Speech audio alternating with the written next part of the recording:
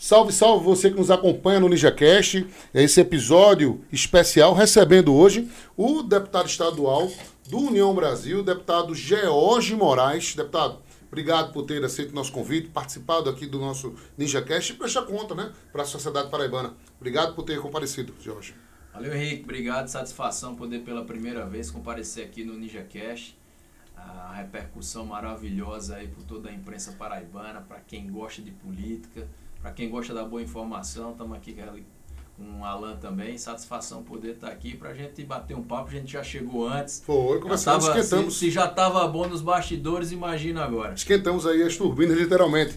Agradecer o comparecimento pela segunda vez no nosso NinjaCast do Allan Kardec Borges. Allan Kardec, que é especialista em marketing político, jornalista, blogueiro, e que tem, inclusive, um site que estoura na política aqui do Estado, dispensa apresentações, o Política com K, www.politica.com.br. Allan, obrigado mais uma vez aqui, viu? Valeu, Ninja. Vamos arrochar literalmente aí o Jorge Moraes hoje? Vou falar que eu sou advogado também. Advogado. Meu colega advogado. Esse último feito do Allan Kardec eu tinha me esquecido de comentar, mas eu puxei mais pro lado da mídia, né? Mas eles ficam brincando comigo. Eu vou... Qualquer bronca, né, Ninja? A gente tá aqui para lhe salvar, né? Ligue de madrugada que eu vou lá na delegacia tirar o... Mas tá vendo aí a presepada, o que é que a gente tem que escutar, né? Ô, Jorge, a gente... falando sobre o mandato, né? Falando da Assembleia Legislativa, o que é que você pode já dizer desses 100 dias praticamente de atuação na Casa das Pessoas? O que é que você pode relatar como impressões aí nesse exercício desse primeiro mandato, Jorge? É isso aí, Ninja. Completei 100 dias do meu primeiro mandato e as minhas primeiras prioridades estão sendo participar das comissões que eu faço parte, comissões importantes da Casa, comissão de orçamento, sou suplente da Comissão de Constituição e Justiça, da Comissão de Educação. Eu sou professor universitário e fiz questão de fazer parte da Comissão de Educação. Então, tem sido um trabalho bacana. Sou vice-líder da oposição. Então, a gente conhecendo o funcionamento da casa, fazendo parte de frentes parlamentares também é outro ponto que eu queria destacar. Frente Parlamentar da Mobilidade Urbana, que é uma bandeira que eu defendo, tenho identidade, tenho experiência, tenho capacitação técnica, porque fui secretário de Mobilidade em João Pessoa, em Cabedelo. Frente Parlamentar da Infraestrutura Energética, porque também fui diretor da Companhia Paraibana de Gás. E a Frente Parlamentar do Mercado Imobiliário. São as três que eu tive a oportunidade de criar e presidir, inclusive na última sexta-feira.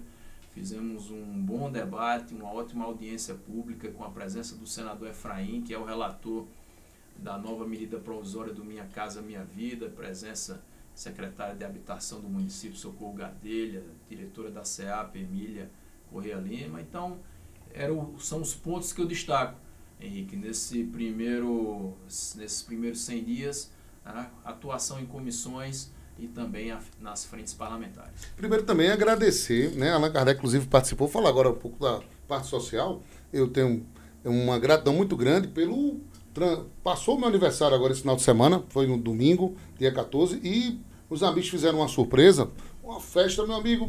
Eu juro a você, na minha vida, Jorge, eu nunca comemorei tanto meu aniversário como naquele sábado para domingo. A gente emendou uma galera, umas 50 pessoas. A gente começou achando que ia dar 10 pessoas, ela começou a emplacar. Quero agradecer a vocês que, de alguma maneira, mandaram para mim mensagens, saudações, mandaram um abraço, ou tiveram condição de ir lá dar um abraço. Presentes também. Baninho me deu um presente extraordinário. Sabe que eu gosto do capa preta, me deu um capa preta. Obrigado, viu, Baninho, pelo presente. Eu tenho que celebrar essas considerações dos amigos. E é isso que a gente leva dessa vida.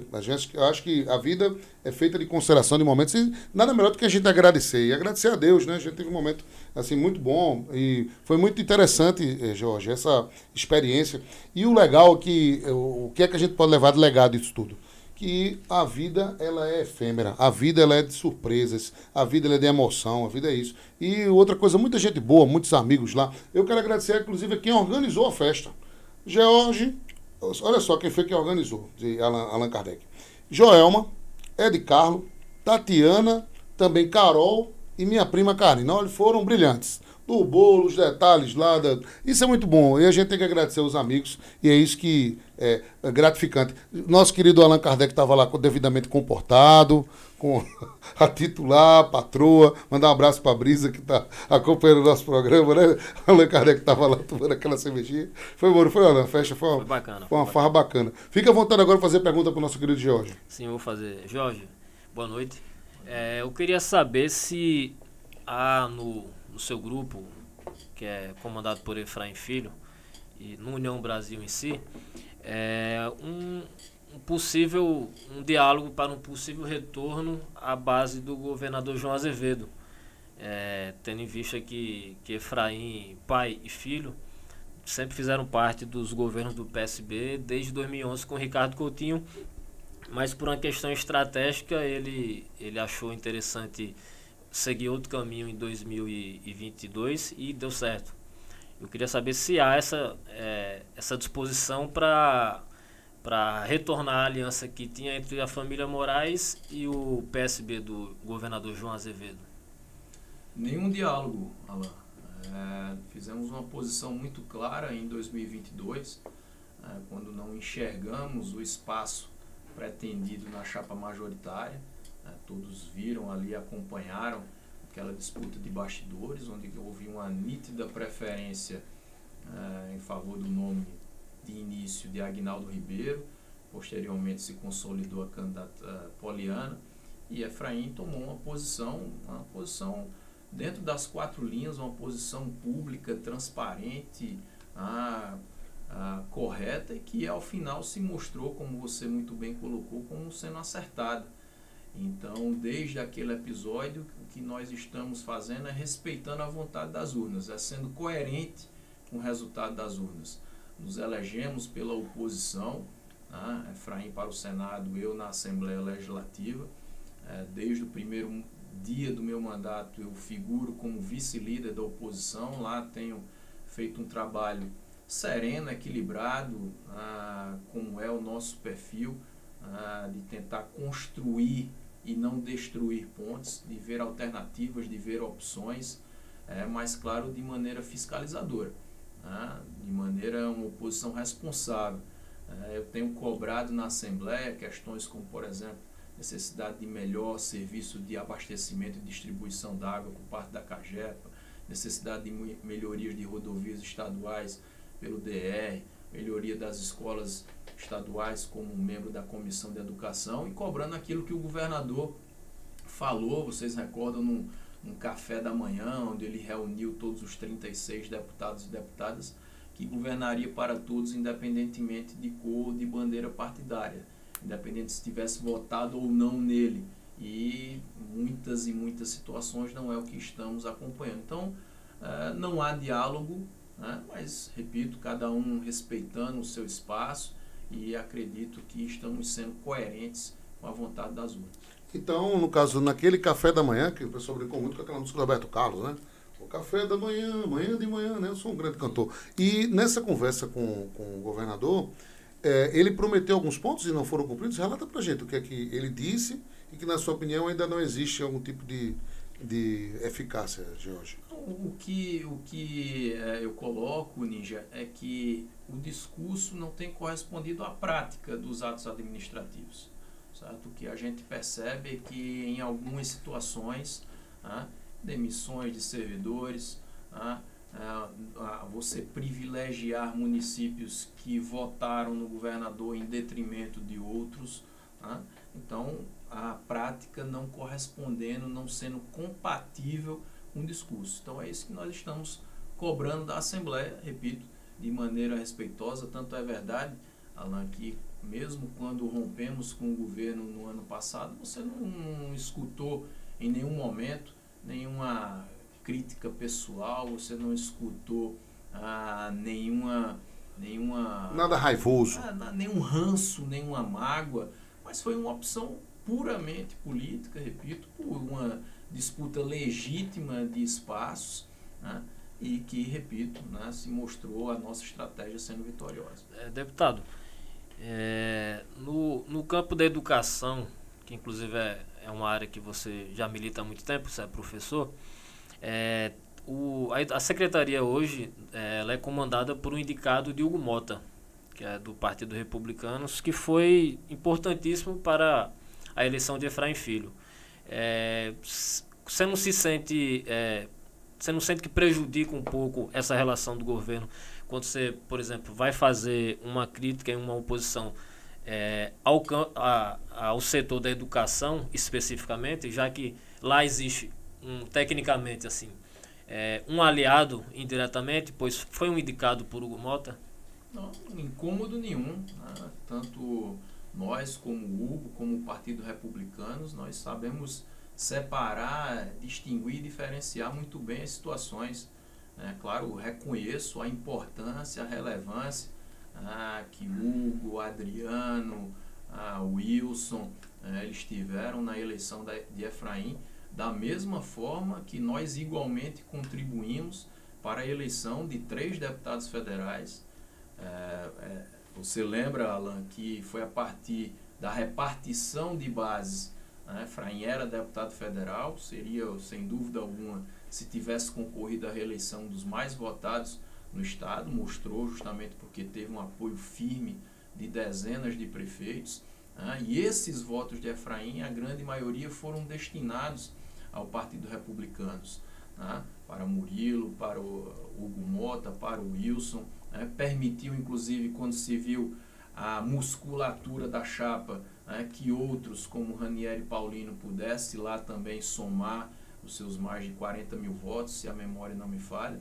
Então, repito, reconhecemos a importância da mesma maneira, repito, que igualmente contribuímos. Então, não vejo, repito, nenhum tipo de dificuldade ou desconforto, porque a crítica, quando eu faço, é para colaborar, é para construir, é para contribuir. Quem me conhece sabe que eu não tenho aquele perfil do quanto pior melhor, né? Então, quando eu faço uma crítica é porque enxergo um espaço de melhoria, para que a população ela possa, ao final, ter ali o resultado concreto. E é isso que efetivamente ela quer, a população, independentemente se a proposta vem de um deputado da base ou da situação, se vem do governo ou da oposição. O que ela quer, amigo, é o resultado, não importa quem é o pai da criança. Então, sabemos separar isso de maneira muito clara. Temos um bom relacionamento, tive com o Hugo no dia 1º de maio, lá no município de São Mamédio, onde fiz dobradinha com ele. Ele foi o federal, eu fui o estadual. Então, cara que tem aí um futuro brilhante pela frente. Interessante essa aliança, né, Alain? Ele na vice-liderança da oposição e continuou mantendo uma boa relação com praticamente o líder dos republicanos. E a gente também vai falar, daqui a pouquinho a gente vai comentar, hoje vai comentar alguns bastidores, como foi que Adriano Galdino conquistou o voto dele, né? A gente vai saber, né? Porque praticamente não tinha uma afinidade política, né? Não tinha tanta afinidade. E aí a gente vai saber qual foi o segredo, daqui a pouquinho, que Adriano Galdino teve para conquistar o voto do deputado novato, né? Tudo deputado ligado, né, à União Brasil. Agora, continuando sobre essa questão estadual, para a gente pontuar, o senhor acha que, por exemplo, a Paraíba hoje, os grandes feitos ditos por João Azevedo é que existe o equilíbrio fiscal, que as contas públicas elas estão ajustadas, tudo, mas por que não aumenta o servidor, né, Jorge? É uma boa pergunta, Ninja. Inclusive eu participei de uma audiência pública que foi convocada pelo deputado Bosco e pela deputada Cida, com o fórum dos servidores estaduais, mostrando que não há o cumprimento da database pelo governo estadual. São várias categorias com uma defasagem remuneratória gigantesca, e eu até disse, verbalizei aí, publicizei nas minhas redes sociais que é muito melhor o dinheiro no bolso do servidor, do que no caixa do governo. Sem dúvida que o governo gasta mal e gasta muitas vezes sem a prioridade que o servidor público, ou claro, ou investimentos, eles merecem. Então, se a notícia que nós temos é de que a arrecadação do Estado é crescente, se o rating, certo, do Estado ele permite justamente o aporte de recursos financeiros, então eu acredito que uma das prioridades, claro, a gente sabe que o recurso ele é finito, que deve ser distribuído de maneira equilibrada, de maneira a mais justa possível, mas a prioridade para o servidor público não vem sendo uma das marcas do governo João Azevedo, e concordo contigo, se temos equilíbrio fiscal, repito, uma das necessidades e prioridades deve ser pelo cumprimento da database, que não está, repito, nem se falando, né, em reajustes, mas é só o cumprimento do que tem cumprir a database, é algo que a gente vem cobrando aí para educação, segurança, necessidade de hoje na Assembleia mesmo votamos informações sobre o PCCR da Polícia Militar, de bombeiros, que repito também é uma outra pauta recorrente. Então acredito sim que tem espaço para melhorias na questão da pauta do servidor público. Como é que o senhor viu, por exemplo, o anúncio essa semana do governador da questão de concurso público, né? Anunciou aí vagas para várias áreas, né? Segurança, também para a parte de engenharia, administração. Como é que o senhor viu esse anúncio de mais de 2.000 vagas? Eu aplaudo a iniciativa, né? Sou um defensor da meritocracia, do concurso público. Espero que seja a prática daqui para frente. Porque, Ninja, o que nós observamos nesses 100 dias de Assembleia é que as pautas que chegaram oriundas do governo estadual, elas desrespeitam o concurso público. Vou citar exemplo. Fica à vontade. Que chegou para lá, certo? Para que nós votássemos na Assembleia, foi um projeto de lei em que amplia as hipóteses de contratação por excepcional interesse público, sem concurso. Com o meu voto contrário, com o voto contrário da oposição, a matéria foi aprovada, ampliando as hipóteses de contratação por excepcional interesse público. O que chegou na Assembleia Legislativa, Ninja, foi o desmembramento de uma secretaria criando duas. Criando a Secretaria de Ciência, Tecnologia, Meio Ambiente, tal, ela foi desmembrada, criando duas estruturas. Tá? Então, consequentemente, o que foi que aconteceu? Mais cargos foram criados. Mais de 50 cargos foram criados por indicação, cargos comissionados, funções de confiança, aumentando a máquina administrativa, a estrutura, a despesa. Né? Então, são dois exemplos naquela mesma linha. A prática não tem correspondido ao discurso. Se houve o anúncio das vagas, ótimo, é isso que a Paraíba espera, né, com a contratação aí, de novos servidores através de concurso. Para a gente fechar, por exemplo, essa questão de... Daqui a pouco ela vai fazer outras perguntas também políticas, mas a gente pode fechar esse parênteses sobre funcionalismo público e essa questão relacionada ao piso da enfermagem. Qual a sua leitura? O senhor acha que o governador vai cumprir, vai pagar o piso da enfermagem? Olha, Níger, eu participei também da audiência pública que foi convocada pelo deputado Tassiano Diniz, né, com a presença de representantes do COREM, né, do Conselho Regional de Enfermagem, e vou dizer o que eu escutei lá, repito, de representantes da enfermagem. Diga. Tá? Foi que o governador deu com a mão e tirou com duas. Eita, tá vendo? Tá? De que ele supostamente aplicou o piso da enfermagem aqui no estado da Paraíba, mas ao mesmo tempo retirou gratificações e retirou adicional. E só está sendo pago, repito, porque numa iniciativa, e faço aqui o reconhecimento do deputado Tassiano Diniz, aprovado, encampado por todo o grupo de oposição, se procurou a justiça e por decisão liminar do tribunal, certo? É que os contra-cheques, que a gratificação e o adicional está sendo pago. Então, representantes, isso é público, é notório, representantes da enfermagem insatisfeitos, repito, de terem sido usados, né, do discurso ter propagado a implantação do piso nacional da enfermagem, quando na prática, ou seja, quando no contra-cheque, quando no bolso do enfermeiro, do técnico, da parteira, não é aquilo, repito, que se concretizou.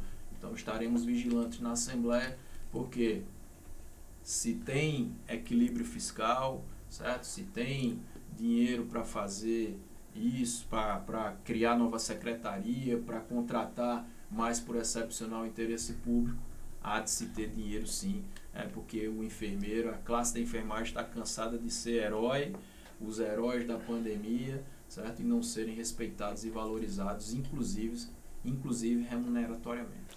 Mas, deputado, em relação ao piso da enfermagem, tem muitas peculiaridades. Por exemplo, eu sou daquele que acha que todo mundo devia ganhar bem, muito bem, ganhar como deputado, ganhar como senador, mas nem sempre é possível atender a todas as demandas.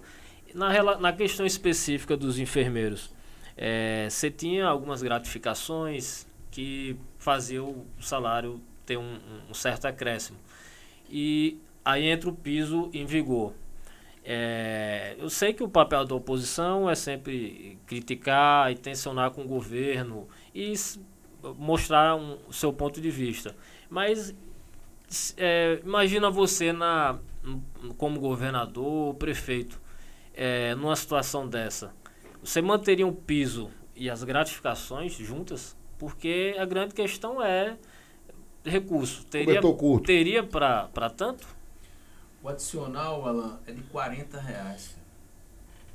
O adicional por insalubridade que foi retirado dos contra-cheques dos enfermeiros. R$40. Tem até outdoors espalhados aí. Não, mas há outras gratificações fora o adicional, então, né? Eu sinceramente acredito, né, de que isso era plenamente possível. Tanto é verdade que o Poder Judiciário do Estado da Paraíba, porque tanto o adicional por e a gratificação eram reconhecidos por lei, não era simplesmente a vontade ali do governante de plantão, mas era uma lei, direito adquirido, que assegurava isso, tá?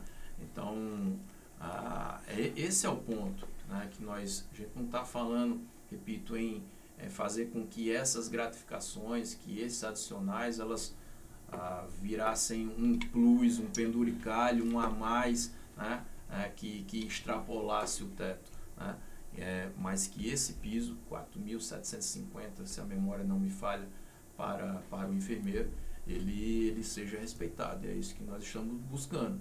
Se existe o discurso de que o piso foi implantado, amigo, então vamos buscar justamente que os números correspondam, certo, à propaganda. Entendi. Mudando um pouco de assunto, brevemente, eu acho que no final do ano, daqui para o ano que vem, a Assembleia deverá eleger um novo conselheiro para o TCE, para o Tribunal de Contas do Estado. E talvez, eu acho que quase certeza também, um segundo conselheiro até o final dessa legislatura. Já tem um nome colocado, que seria do deputado estadual Tião Gomes. Eu queria saber se a oposição pensa em apresentar um outro nome ou construir uma unanimidade em torno de Tião. Tião já se mostrou publicamente como candidato, né? Tanto é verdade que a proposta de emenda constitucional, que ajusta a emenda, diga-se de passagem, né? Não é casuística, mas ela segue justamente pelo princípio da simetria constitucional. Ela apenas adapta a nossa Constituição, mas outros deputados já se mostraram como pretendentes a essa vaga. O deputado Tassiano Diniz, o deputado Branco Mendes, se a memória não me falha, ouvi pela imprensa. Pessoalmente, apenas o deputado Tassiano Diniz me procurou. Você acha que o deputado Tião Gomes, por ter se lançado de forma muito antecipada, ele pode sobrar na curva? Porque a gente sabe que na política essas coisas concorrer muito cedo a um cargo tão distante, às vezes não é bom, né? Mas na frente você pode sobrar na curva. Tem aquela conversa, tem aquela música da Camarão. Você acha que ele corre o risco? Alan, aí depende da estratégia, né? Eu escutei muito isso dizendo quando Efraim se lançou candidato a senador, né? Com aquele projeto dele do pé na estrada, de começar a percorrer um ano antes aproximadamente. Muita gente dizia que ele também cansaria no final. E se mostrou uma estratégia válida, né? Então, não vejo como... É um eleitorado muito pequeno, né? São 36 votos ali, né? fora do concorrente 35.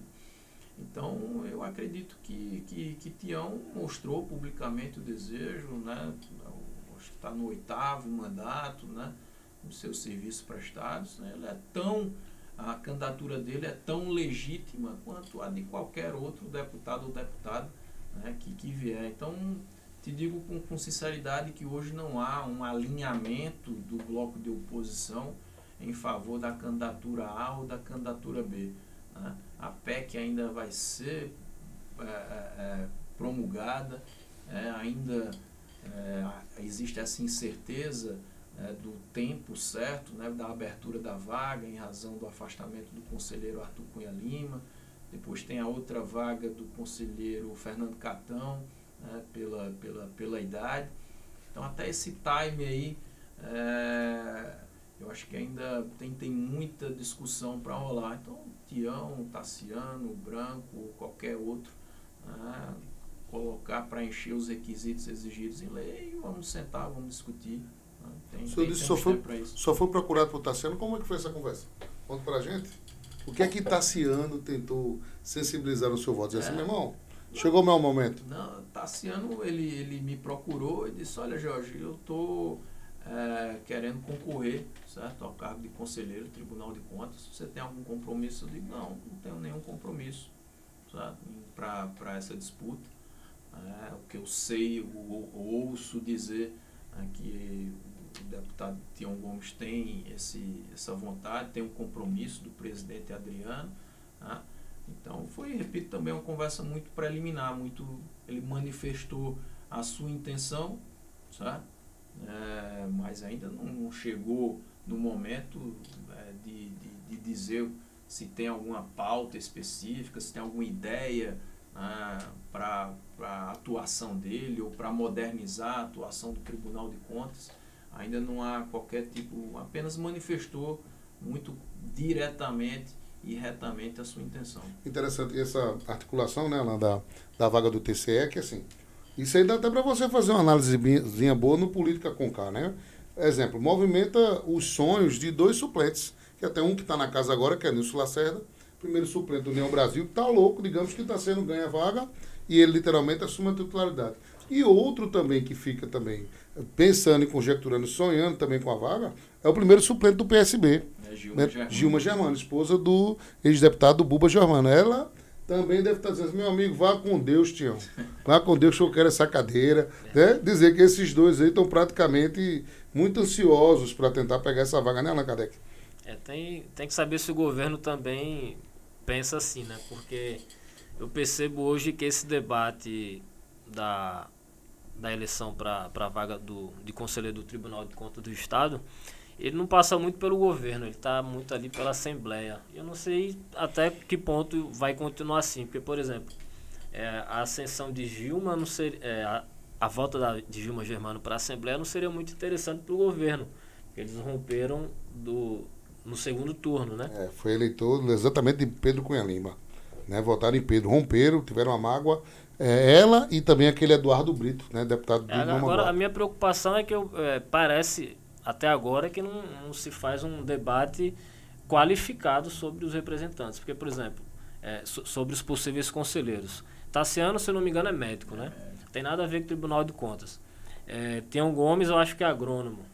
Também tem nada a ver com o Tribunal de Contas. Eu não acho interessante, eu não estou falando da capacidade, do currículo de cada um, da postura de cada um, mas da técnica para estar julgando contas de municípios, de secretarias, do próprio governo do Estado.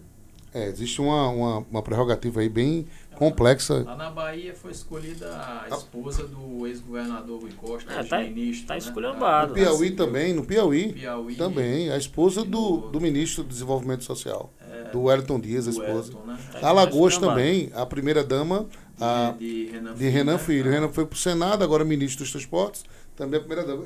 Até uma melhor análise, assim, olha, Tião e Tassiano são melhores, com certeza, do que essas primeiras-damas. João, pelo menos, não teve essa capacidade de querer botar.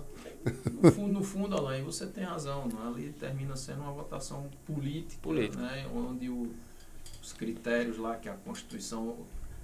papel aceita tudo, né? Então você ter idoneidade, reputação ilibada, reconhecido conhecimento técnico e tal, termina sendo uma votação política. Aí o problema vem de cima, né? Na verdade, se o Brasil fosse uma república séria, o presidente não indicaria ministro do STF, o Congresso não indicaria ministro do TCU, é tudo ou concurso público ou uma forma diferente de se chegar lá.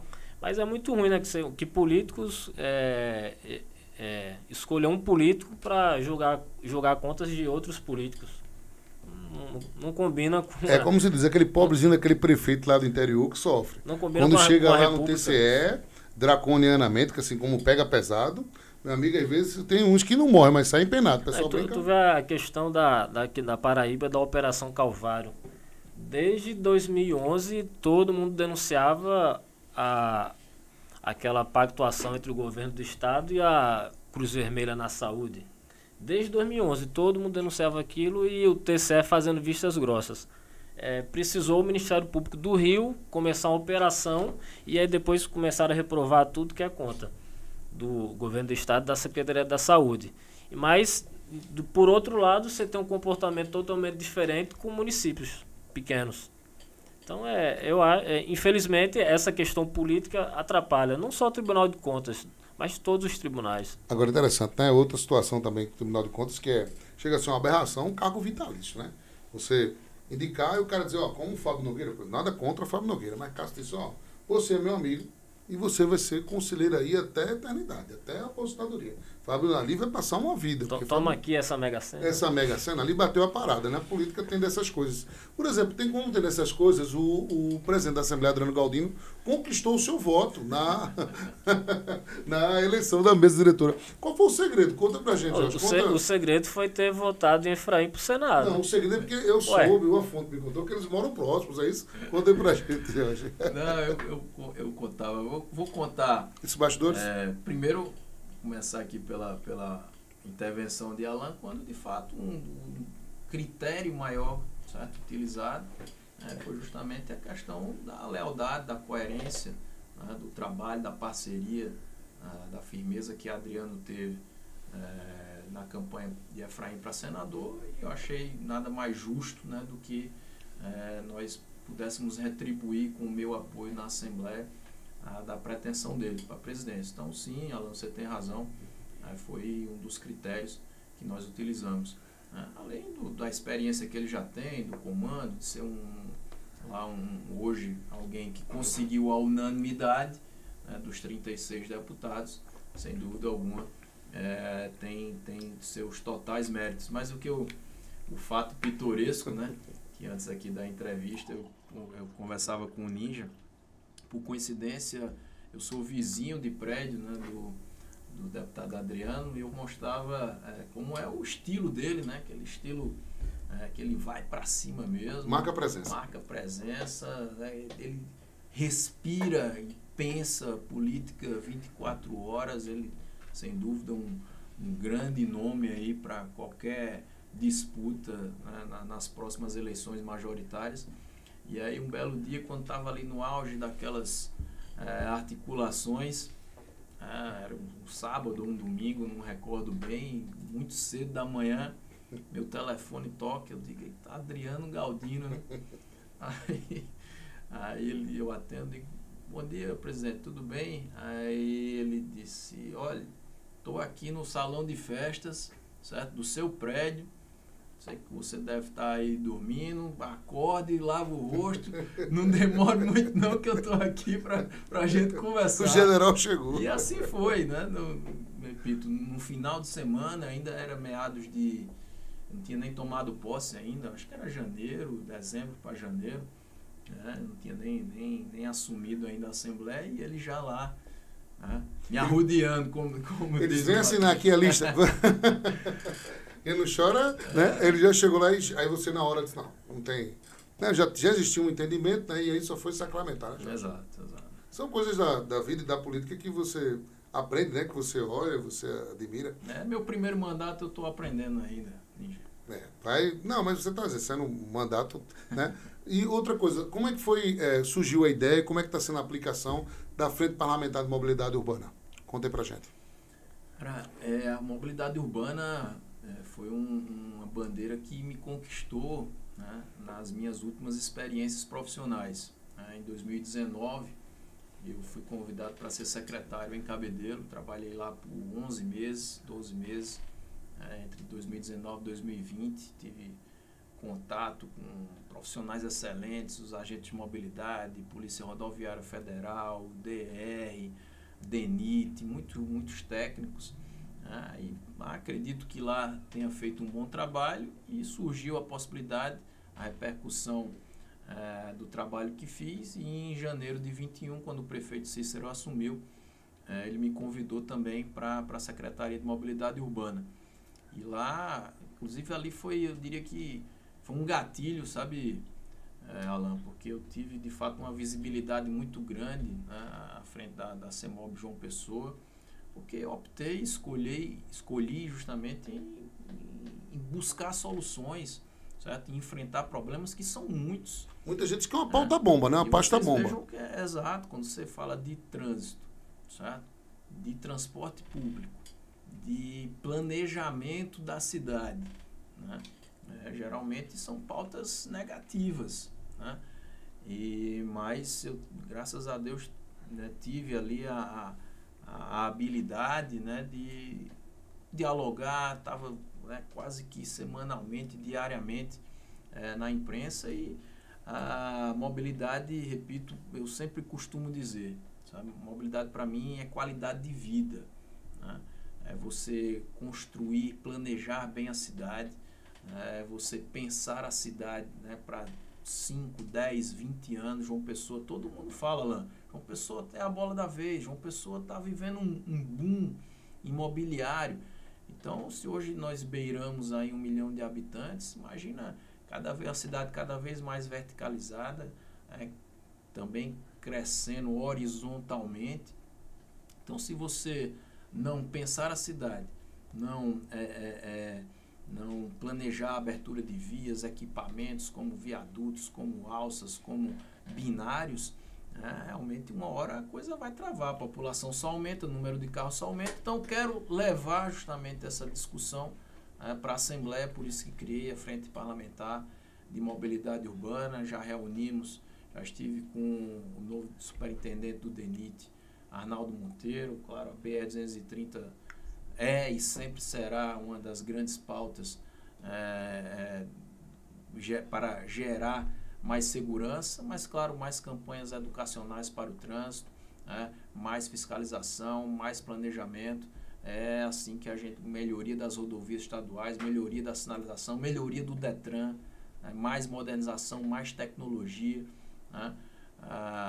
Então, acredito que mobilidade urbana, hoje, liga o rádio 6 horas da manhã, a turma está falando de quê, Ninja? Trânsito. Você falou uma questão muito, muito interessante, que é a abertura de novas vias e pensar a cidade para frente, né? Não essas coisas paliativas. Eu, por exemplo, eu acho que é um grande equívoco, tanto do governo do estado e da prefeitura de João Pessoa, não terem pensado ainda numa via alternativa para a BR-230, né? Que a João Pessoa, ela depende do trânsito da BR-230. Aconteceu qualquer coisa na BR, você complica a cidade. Eu até fiz um artigo sobre isso no meu blog. Tem uma ideia antiga de Wilson Braga, Recife fez isso, chamou de Via Mangue. É uma via que você margeando o Rio Paraíba, por exemplo, saindo do Baixo Roger, indo até o Bessa, em Termares, dá 8 quilômetros mais ou menos. Uma via dessa você desafoga a BR-230 de uma forma absurda. Tipo, o cara que vem de Cabedelo, do Bessa até Manaíra mesmo, vai para Campina, vai para Recife, vai para o centro, ele não precisaria pegar a BR-230, ele pegaria essa via Mangue. Essa via alternativa. E ninguém até hoje pensa num negócio desse, tenta inovar. Outra coisa, eu não entendo porque João Pessoa não tem alguns túneis em cruzamentos como tem em Brasília. Por exemplo, você tem um cruzamento aqui que é um inferno. Poderia fazer um túnel pequeno, aqui passa por baixo e aqui continuava passando por cima. Você que foi da CEMOB, por que João Pessoa não tem essas soluções que eu acho, no meu ponto de vista de leigo, que eu não sou da área, que eu acho simples? Tem essa opção do Magiano Rio Paraíba, tem um outro projeto que eu cheguei a visualizar, que seria uma avenida também paralela à linha férrea, né? A linha férrea, né? Que interligaria principalmente ali, como você disse, o Baixo Roger, o centro da cidade, que seria uma válvula de escape gigantesca, né? A BR-230. Então, temos projetos, né, que eu tive a oportunidade de participar da construção dele, né? Que estão em construção, que é ali ligando o anel viário da UFPB ao Parque das Três Ruas, né, nos bancários. Vai dar uma desafogada boa na Sérgio Guerra. E está bem adiantado, né? Está bem adiantada a obra, né? Está adiantado, né? Interligando ali também o altiplano aos bancários, né? Desafogando a Avenida Beira Rio. Você não vai precisar mais ir pegar a Beira Rio, depois pegar justamente a BR-230. Né? Aí a construção agora do viaduto interligando a Ranieri Mazzilli no Cristo ao bairro de Água Fria, né? Vai ser aí um ano bem difícil, trânsito bem pesado, bem complicado. Quando eu passei ali estava difícil. Ali perto já do Atacadão ali, meu amigo, de manhã, viu?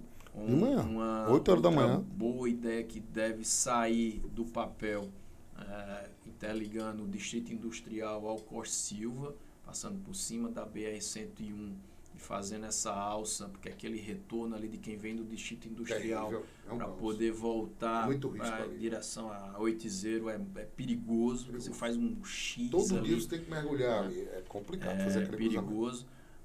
Quando eu lancei também, né, desenhamos alguma coisa, Alan, e novamente cobrei da Prefeitura de João Pessoa aqui o viaduto na Avenida Beira Rio, né, para desafogar o trânsito do altiplano. Inclusive a solução seria um túnel de quem vem de Tambaú, porque o principal gargalo é de quem vem de Tambaú, tem que pegar a Beira Rio, fazer aquele contornozinho, aí trava tudo. E quem está vindo do centro, sentido altiplano, e quer subir para o altiplano. Então, aí você fica, o cara quer ir para a praia e o cara quer subir. Você cria uma rota alternativa para subir só, acaba aquele problema. Então seria ali a construção, uma das propostas, claro, você tem que ter estudo de solo, estudo técnico, né? Eu sou advogado, não sou engenheiro, né? Mas aí seria um túnel de quem vem de Tambaú quisesse ir diretamente para o bairro do Altiplano. Você teria essa passagem subterrânea, no sentido Beira Rio, praia, teria a pista do nível, né? E você teria a alça de quem vem do Altiplano, né?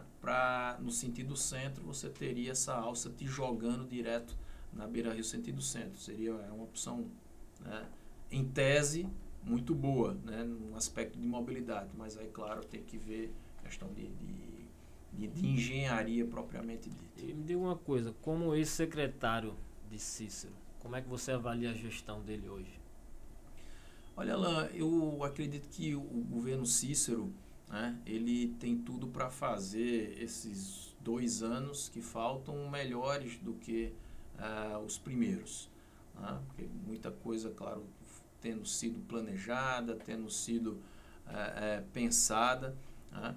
Eu tenho orgulho de ter feito parte dessa gestão, torço, né, pelo sucesso dela, porque, repito, contribuí, trabalhei 15 meses, meus melhores dias, minhas melhores horas, mas sim, como em toda e qualquer gestão, há espaço para melhorias, há espaço, né, para que você possa, nos diversos setores, e claro que a própria mobilidade urbana, repito, e faço aqui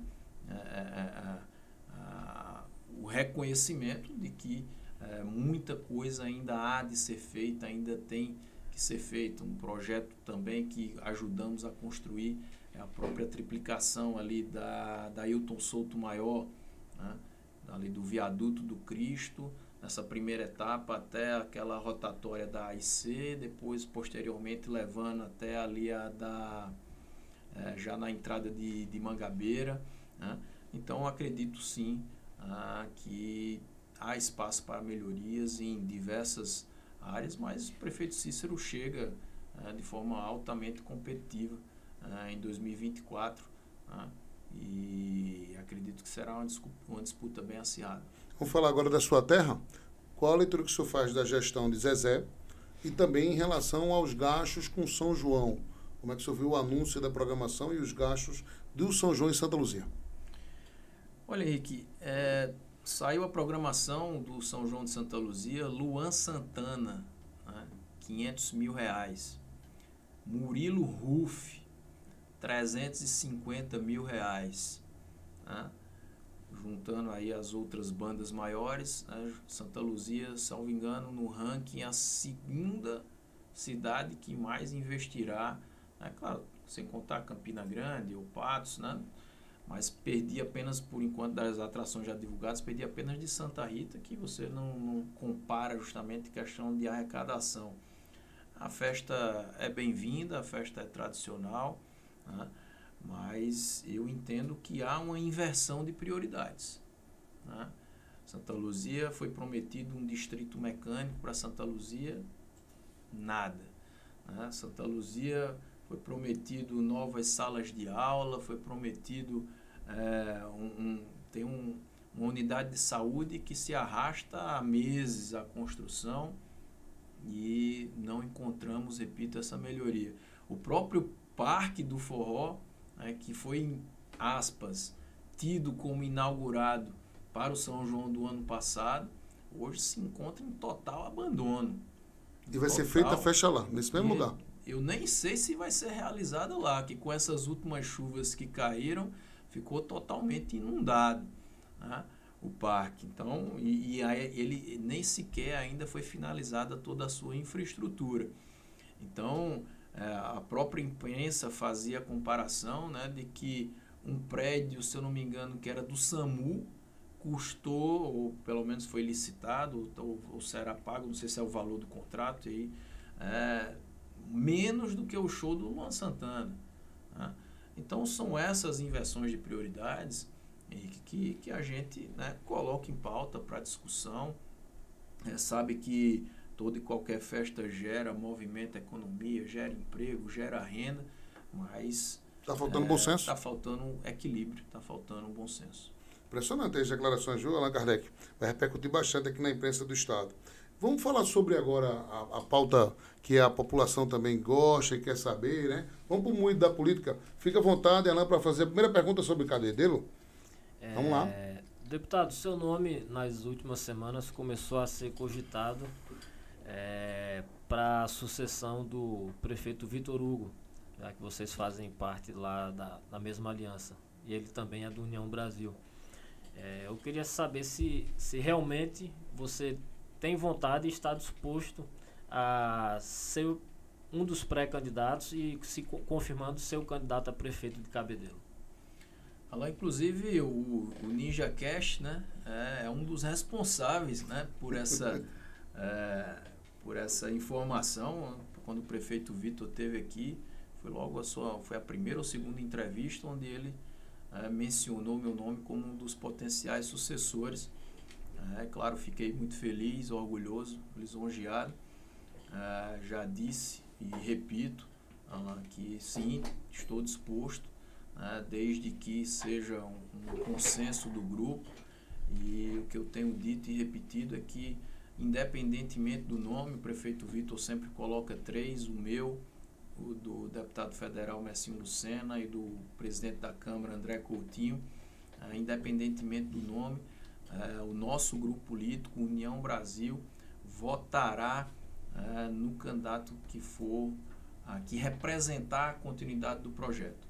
Eu tenho certeza que a população de Cabedelo escolherá, optará, né, em continuar justamente nessa trilha do desenvolvimento, em não voltar para as páginas policiais, em continuar no caminho do desenvolvimento, em caminhar no acerto de uma gestão moderna, eficiente do prefeito Vitor. Deputado. Então, se for George, tá? Espero receber o apoio de todos. Se for André, votarei nele. Se for Messinho, votarei nele. É o único cenário que nós trabalhamos em Cabedelo, justamente, é continuar essa parceria com o Vitor, que vem de longas datas, diga-se de passagem. Efraim, por exemplo, foi o deputado que mais trouxe recursos na história de Cabedelo. Se tem aquela pavimentação lá no Renascer, mais de 2 milhões de emenda de Efraim. Se está reformando o estádio municipal, ação parlamentar de Efraim. Então, a parceria que está dando certo, o Vitor é o vice-presidente do partido, mostra nossa confiança, mostra lealdade e seguiremos juntos. Deputado, por falar em páginas policiais, curiosamente, a Prefeitura de Cabedelo hoje, ela está infestada por delatores da Checkmate e réus também. O próprio prefeito Vitor Hugo, ele é réu na Checkmate em 2 processos. O ex-vereador Júnior Datelli, delator na Operação Checkmate, ele é secretário municipal. Lucas Santino, o principal delator da Checkmate, foi a Polícia Federal contar todo o esquema de corrupção montado pelo ex-prefeito Leto Viana. Ele tem uma esposa que é secretária municipal. Vários e vários outros delatores e réus na Operação Checkmate estão na gestão. Eu queria saber se, caso você seja mesmo candidato, em sendo eleito, você faria uma faxina e tiraria esse povo da Checkmate da Prefeitura de Cabedelo? Não, o nome faxina é muito, muito forte, né? E não teria o menor interesse em fazer caça às bruxas de ninguém, nem fazer qualquer tipo de pré-julgamento de ninguém, Alan. Então, sem dúvida que teria a oportunidade de montar uma equipe de minha confiança, né? De escolher pessoas gabaritadas, capacitadas, qualificadas para trabalhar ao meu lado na gestão. Então, repito, não é do meu feitio, não é do meu perfil fazer perseguições ou faxina ou caça às bruxas, né? Mas, repito, analisar caso a caso, né? Se, como você coloca, são réus, até onde me consta não há qualquer condenação réus nesse sentido. Delatores. Né? Não há condenação nesse sentido, diferentemente do que acontece com o ex-prefeito, que teve contas rejeitadas 1, 2, 3, 4 vezes pelo Tribunal de Contas, né? Réu confesso. Pegou uma cadeiazinha, né? O ex-prefeito pegou uma cadeiazinha. Ele dormiu lá, viu o sol nascer quadrado alguns dias lá. Passou ano, né? Passou mais de ano preso, o rapazinho. Tenho certeza, repito, né? Que terei, se lá chegar, a oportunidade de montar uma equipe boa, uma equipe técnica, uma equipe qualificada para o bem de Cabedelo. Você acredita na inocência do prefeito Vitor Hugo, que é réu em 2 processos na Checkmate? Acredito. Tudo, não tenho nenhum indício, nenhuma informação, nenhum dado que me leve a acreditar em contrário. Qual a leitura que o senhor faz da gestão de Vitor Hugo em Cabedelo? Uma gestão plenamente exitosa. Uma gestão... eu moro em Cabedelo, Ninja. Eu sou eleitor de Cabedelo e hoje a gente vai nas ruas e vê como a população abraça, aceita, acolhe a administração dele. É um cara que gera notícia, certo, positiva todos os dias, que atrai novos empreendimentos, certo, que não fica ali sossegado. Ele é um cara ativo, que tem, repito, parcerias fortes, trazendo recursos. Eu, na Assembleia, destinarei emendas impositivas para o município de Cabedelo, e os números falam por si, né? Vitor foi reeleito com mais de 70% dos votos. Os candidatos que Vitor apoiou, Efraim foi o senador mais votado da cidade, deputado Messinho Lucena foi o deputado federal mais votado da história de Cabedelo. Então, repito, não enxergo qualquer tipo de chance de Cabedelo querer voltar atrás. Cabedelo, tenho certeza que com esse grupo, com esse time unido que permanecerá dessa maneira, escolherá na continuidade desse projeto. Vitor Hugo já lhe procurou para falar sobre a sucessão? Não, tivemos conversas muito preliminares, muito amistosas, certo? Mas nada definitivo, né? São hipóteses, são cenários que se montam, isso faz parte, entendeu, do jogo, né? Faz parte da política, né? Mas em nenhum momento ainda houve o que se chama de batida de martelo, não tem prego batido nem ponta virada de forma alguma. Tem próprio Vitor acertadamente já disse que essa decisão só será tomada aí lá para o final do ano, início do ano que vem. Eu estou com 100 dias, cara, de mandato, né? Então a sucessão está pegando fogo, está com 100 dias, mas a sucessão... Tem um compromisso. Não, mas diga a verdade, onde você chega, o povo, meu prefeito, chega aqui, venha cuidar da cidade. Aumentou esse tipo de assédio, Jorge, nessa situação? Aumentou, né? O pessoal lembrou, né? Chega ou não chega? E fico feliz, né? Quando você vê a boa receptividade do seu nome, a boa repercussão, o bom acolhimento, né? O pessoal, né, sabe, poxa, Jorge, acho que você seria um bom nome, né? Eu sou advogado, tenho pós-graduação, tenho mestrado, tenho MBA em gestão empresarial, né? Sou professor universitário, tenho experiência 4 anos à frente da PBGás, 2 anos e meio à frente, um orçamento gigante lá da CEMOB, né? Me elegi agora. Eu acredito que eu tenho essa habilidade, sabe, Alan, de unir os dois mundos, o mundo técnico, porque me preparei para estar aqui, né, de ocupar tão privilegiada função, tão privilegiado espaço, me preparei para isso, né? Então tem um lado técnico ao lado, né, da parte política, né, já que convivo há muito tempo com isso. Então, fico feliz, claro, toda vez que sou abordado, sou incentivado, sou estimulado. Então, estou pronto. Ele já tem mais experiência em gestão pública do que Vitor Hugo quando caiu do paraquedas na prefeitura. Isso é lecado aí. Agora interessante, já está falando como prefeito, né? Como candidato a prefeito. Tá? Criou o corpo. Está com pinta de candidato. Você, como marqueteiro político, já observou já esse perfil, né, Alan? Tá indo bem.